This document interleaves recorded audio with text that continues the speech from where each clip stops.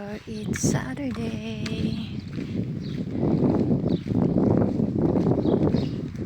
Ngayon sa June 27.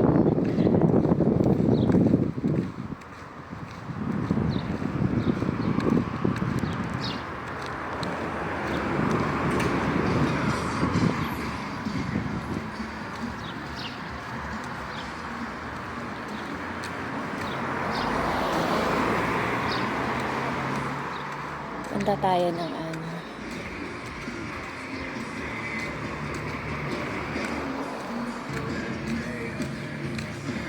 ay!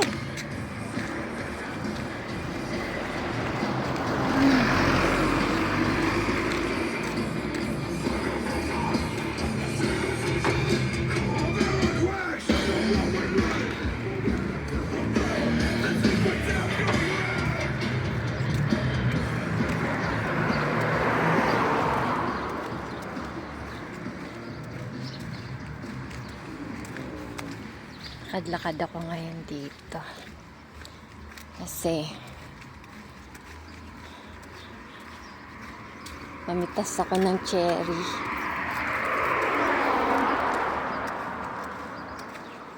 Para naman akong may farm, mamimitas ng cherry.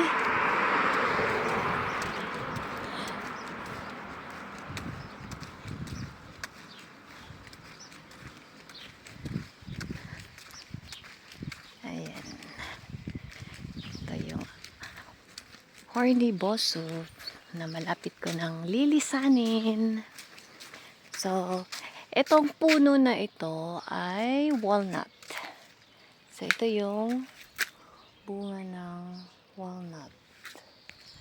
Pag maigaya, matuyo yan, walnut na yan siya. Ayan. Walnuts. This is a walnut tree.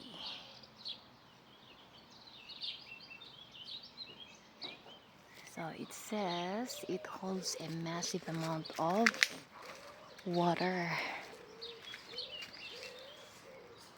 Ayan.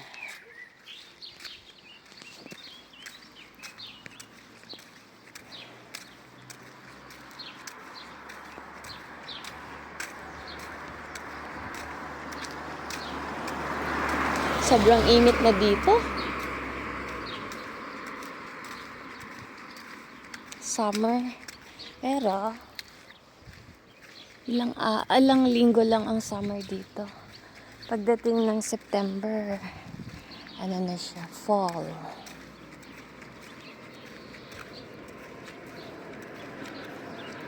Yan.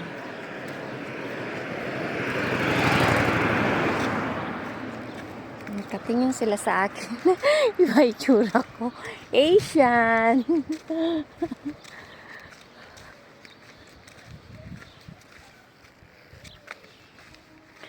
Asian. So, ano ba yan? Saan na yan? Hanap tayo ng Pero sana kung may makita kong may-ari, makapagpaalam man lang.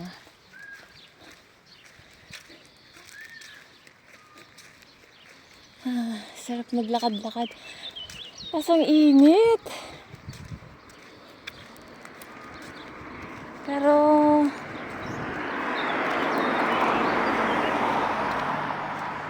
ang ganda naman ng bulaklak na to. Ang punong kahoy. Ganda ng bulaklak. Ang bango. Ang bango niya.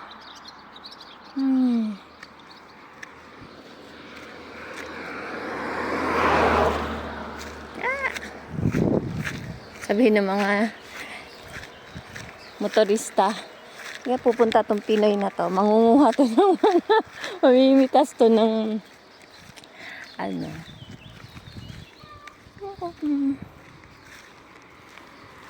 hindi pa yung may-ari, parang hindi ata. May mga pato pa siya. Pero kung may makausap sana ako may-ari.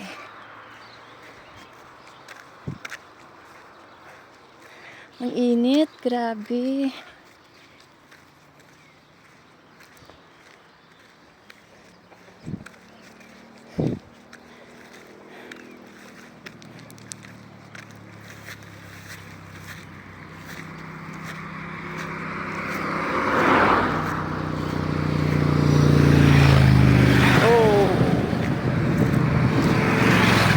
Wow, wow, wow.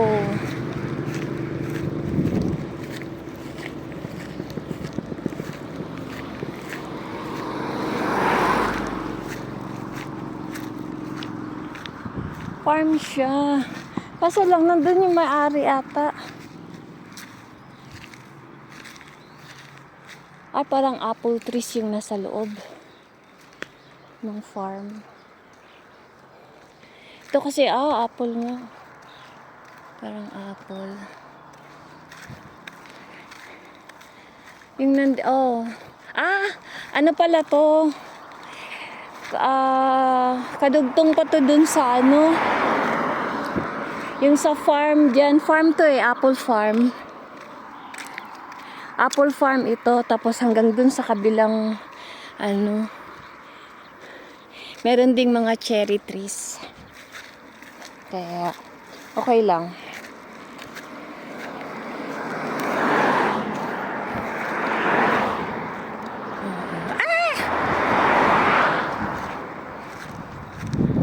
Salubong yung ano ko.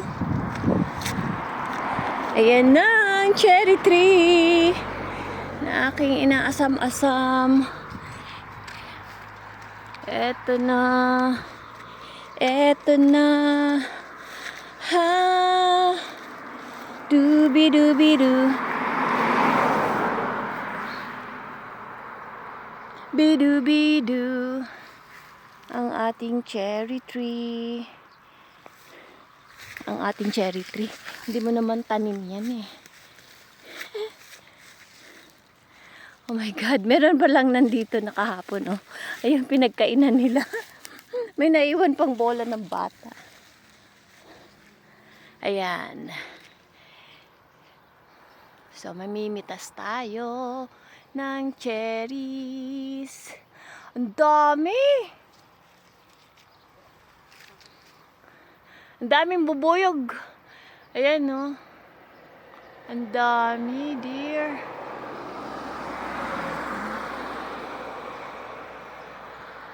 Ang daming cherry. Tiba-tiba si Maida ng cherries. Ayan!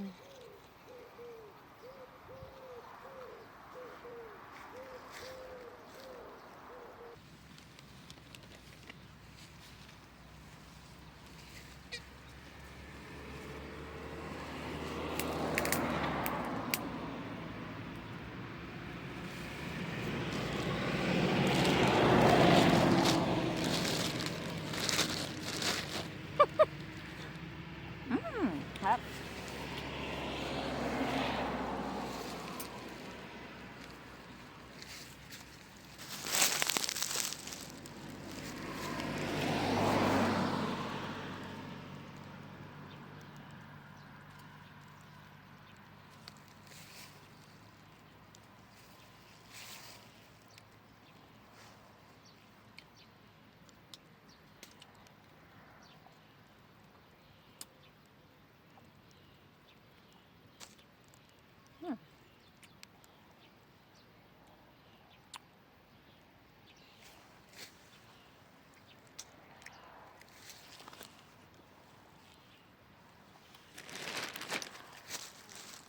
Ang fresh.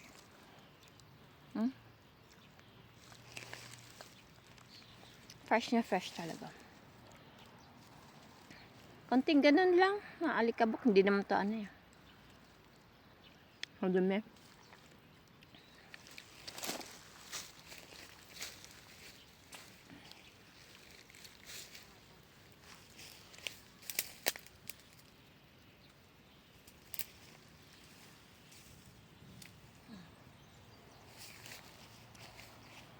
Ayan. Magmukbang tayo ng cherry. Mainit din sa bahay eh. Kaya mukbangin ko na to dito.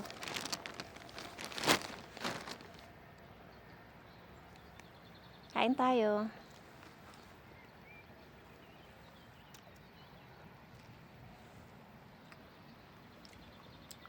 Tanim to siya ng farm. Kasi dito sa loob, ano siya, apple farm. Malawak to doon, sa kabila pa.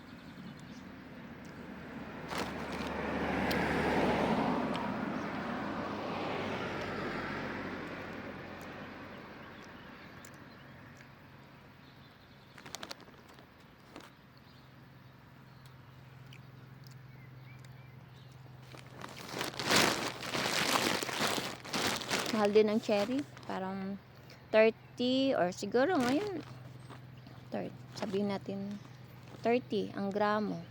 So, sabihin natin times 3 do 90. 90 pesos per gramo. Kalibre na ako.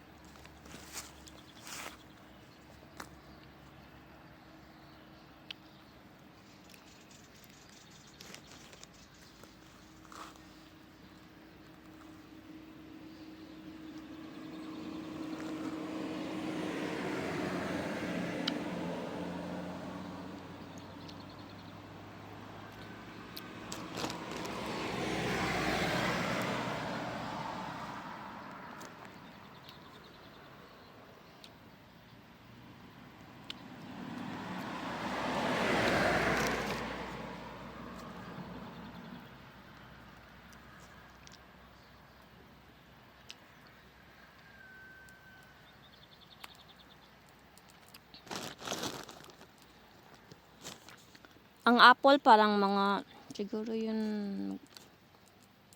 August ata yung apple. Hindi ako masyado mahilig sa apple. Ay, ito, ang daming apple dito. Apple farm.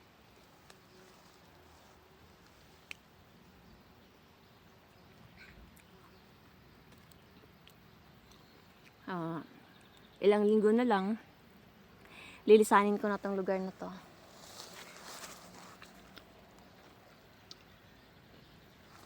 Lilipat na ako sa Keb. Ang layo! Yung Keb is wala dito. Ang biyahe is nung sa 6 hours. Lipat na ako ng DHL. Bye, Emlada. Thank you for everything. Thank you for all the experiences here for a year. So, katulad nito, cherry mukbang.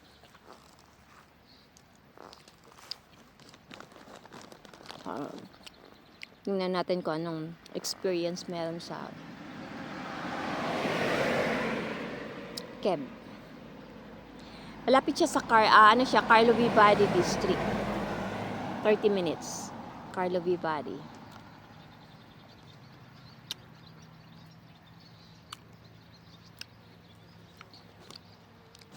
Kami na.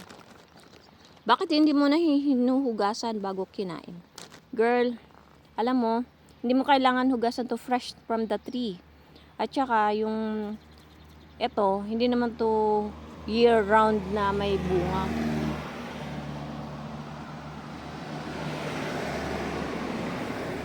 Konting ano lang yan, no?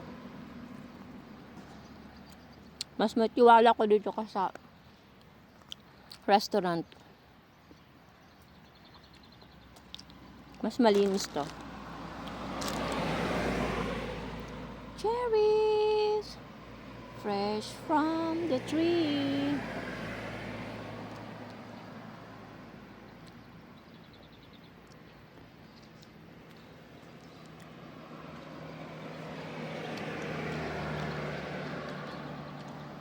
So, okay lang. Sarap ng ano ko dito kasi ang init sa bahay. Sobrang init ngayon. Ako lang kung anong temperature ngayon. Pero siguro namang sa 30 plus pataas.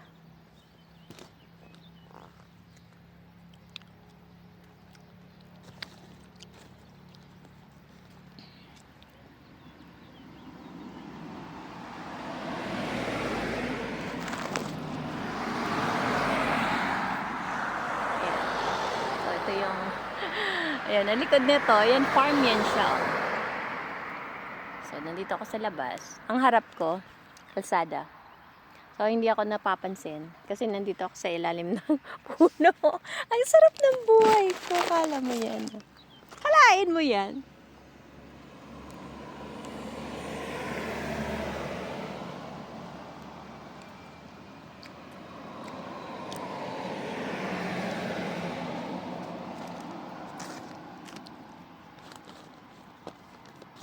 Sarap, no? Sarap ng buhay. So, at least, na-experience ko tong Europe, no? So, ganito yung experience ko. Isa to sa mga magagandang experience ko dito sa Europe. Manguha ng cherries.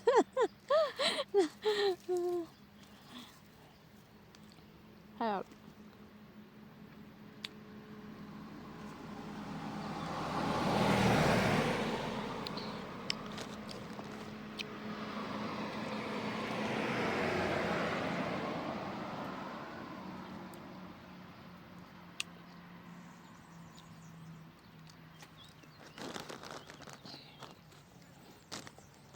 Ganito lang gusto ko kaysa yung magliliwaliw dun sa may syudad. Ang init! Dun sa may Prague, pag ganito, sobra grabing init. Maganda dun pag spring, fall, mga ganon. Medyo hindi mainit. Kasi puro semento. Sobrang init.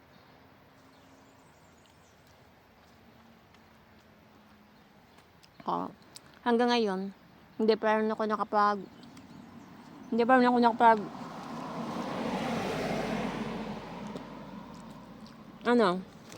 bisita, nakapag-tour ng mga castle. Yun ang plano ko dito. Pupunta ako ng mga lugar-lugar at bibisitahin ko yung mga castle. Pero kahit ni isa wala pa akong nagawa. Meron ako nagawa doon sa may Emlada. Pero hindi ko alam na mga castle pala yun. So, no, tinignan ko, castle pala yung mga nabisita ko. Well, hindi naman kasi ako masyado sa history. Maga sa akin lang is anong magagawa ko dito habang nandito ako sa Europe, maliban sa paghahanap buhay.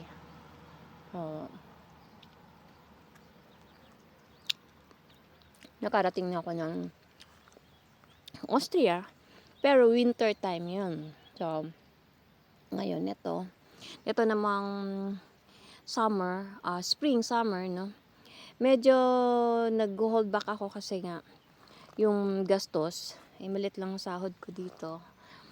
At nag-resign na ako.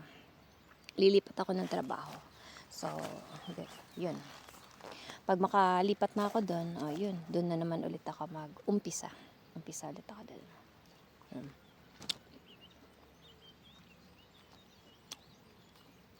Siyempre, may mga bayarin tayo. Hindi naman natin gastos kasi dito, kahit pamasahe lang, naku, ang laki na ng gastos mo. Kaya, rin. Actually, pag malaki-laki yung sahod, meron kang panggala. Dito, maliit lang kasi sahod namin.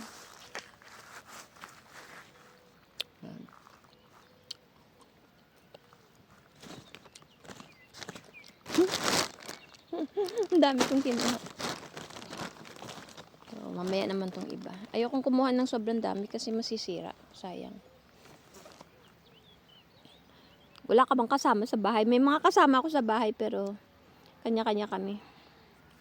Hindi naman ako pero ngayon kasi medyo hindi maganda ang nangyari sa Okay naman, kaso lang parang wala. Humiwalay ako.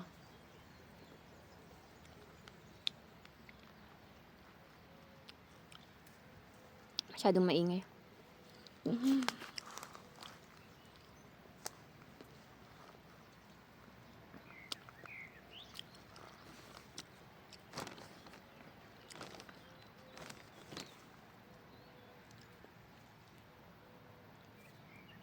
Maganda ba ang experience ko dito sa Europe? Oo, maganda. Kakatulog na ako ng maayos. At saka, more on nature talaga siya, yung paligid. So, fresh air yung naano ko dito. So, gusto ko yung lugar na to.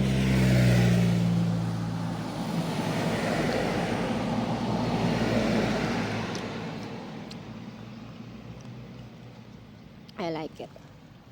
So, sana makapunta pa ako ng ibang lugar. Punta ako ng Hungary, punta ako ng Germany, makapag ikot-ikot ng ibang bansa dito.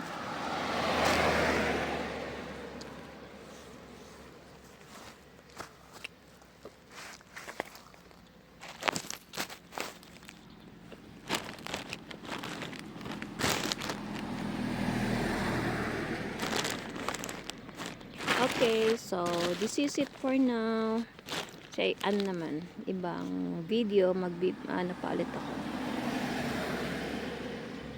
Bye! See you again soon.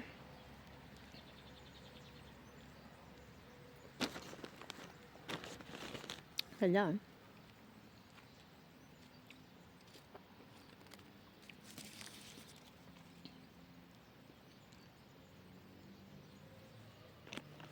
Fresh na fresh. Bye!